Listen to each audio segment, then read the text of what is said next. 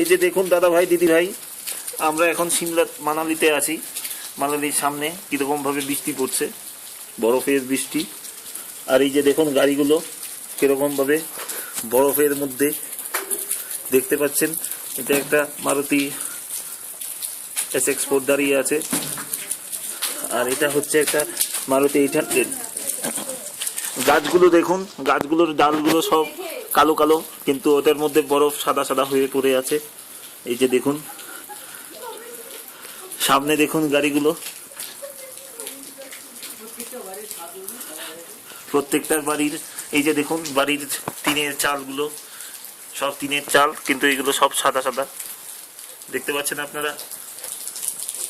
দেখুন এই যে দেখে নিন, বৃষ্টি পড়ছে। আমার ক্যামেরাতে সেরকম দেখা যাচ্ছে না বৃষ্টিগুলো, কিন্তু বৃষ্টি পড়ছে। এই যে দেখুন বৃষ্টিগুলো, মানে বরফ পড়ছে,